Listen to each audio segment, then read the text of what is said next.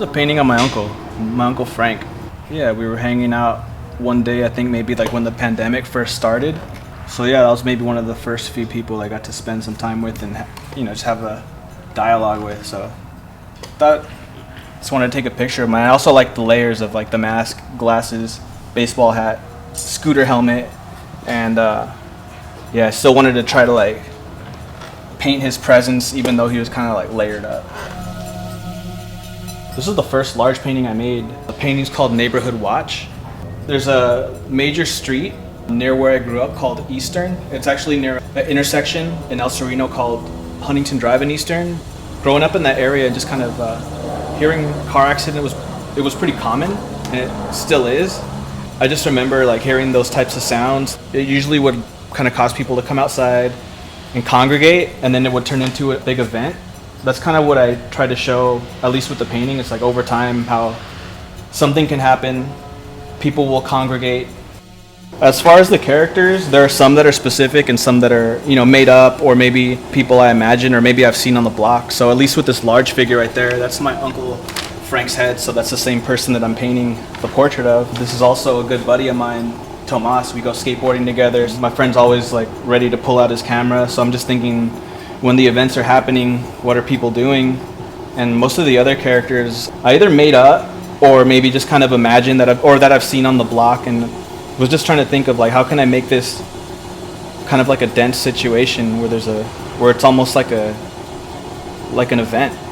I think this is one of the first paintings where I started to utilize collage, even recognize that, for example, like these paint scrapings, these are basically dried up paint scraped off the palette. And that's something I could start to collage back and start to make texture and imagery. For example, this photo, I wanted to make a beauty salon, but I wanted to try to paint it, but this photo kind of just captured it already. Like, I couldn't even really compete with that. Basically, it kind of started off just thinking about when my friends and I would paint graffiti at these train tracks.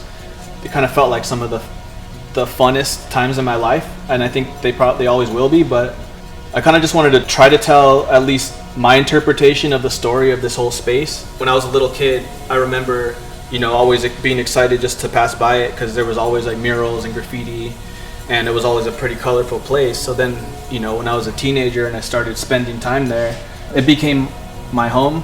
All the weeks there, spending the nights there, and I still, cruise by there. So I just wanted to kind of tell a story of, myself, friends, people that I would see there, people that I had met there, people that I'd never met, but I would see their graffiti there. I grew up in El Sereno in Northeast LA, so I guess just a little breakdown would be it's next to Lincoln Heights, it's next to Boyle Heights, it's next to City Terrace, it's also next to South Pasadena and Alhambra. So I guess that's one of the furthest northeast cities in LA.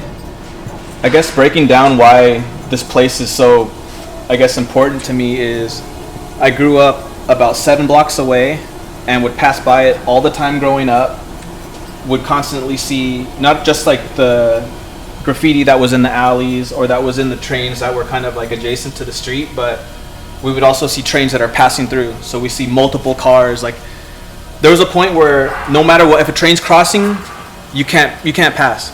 So you have no choice but to watch the trains and to watch all the graffiti.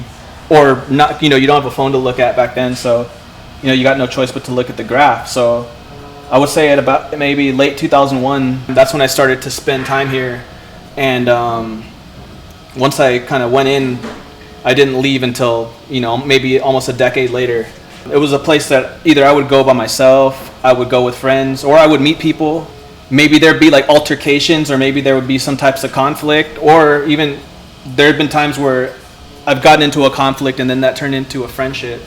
And of course, like, getting chased out, by the gang, by the cops. But spending all that time there, like, you get to learn the ins and the outs of like, okay, well, if we wait up over here, for the trains to pass, then we'll be okay. Or if we go out through here, through there, it was just kind of like a place that, even though it was like, I would say hyperactivity or, still chaos, I felt really comfortable there.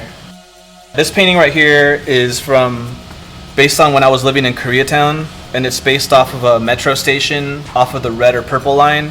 and it's the Wilshire, Vermont station. This is a station I would spend a lot of time just navigating and commuting through the city. Well, first, I always just liked the shininess and the environment. It always felt to me like futuristic, but also felt grimy at the same time. Yeah, there's certain times where there's just a lot of people coming and going. I think the intention was just to capture how dense it becomes and the hyperactivity of people constantly moving or in place, and maybe what may be happening in the station over the course of the day.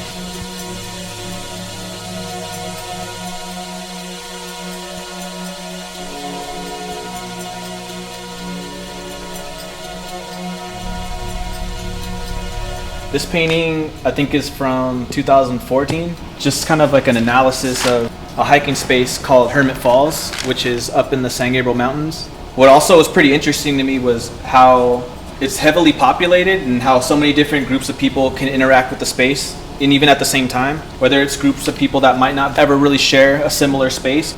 Even kind of stepping back and looking at the space, at least for me, maybe more so on a macro level, I do appreciate just like the differences in color, but also it became maybe the first time I really started to collaborate on the painting with other people.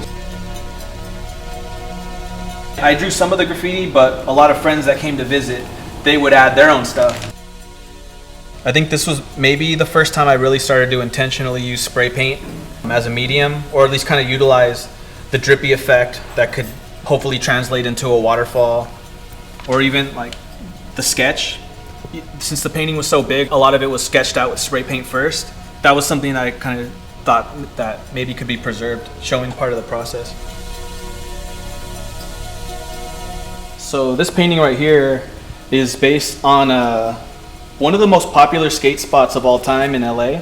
It's called Jaquan or Radio Korea, but it's also had other names like Beneficial. I think that might have been one of the earliest names. So it's been getting skated since, at least to my understanding, maybe the mid to late 80s. And it's still going. It kind of goes in different waves. When I was living in Koreatown, I lived right across the street from this place, and it was during a time where every Sunday it was a given, it was an automatic that it was a good day to skate it and you wouldn't get kicked out. That was pretty much my Sunday ritual. Usually friends and I would meet up between 7 or 8 in the morning, and we would just spend as much time as we wanted to, really, and then more people would come and go throughout the day. So I'm not really the biggest fan of crowds, but I really appreciate at least the activity of people constantly in motion and the different amount of crews that intersect and the energy that was created in this space.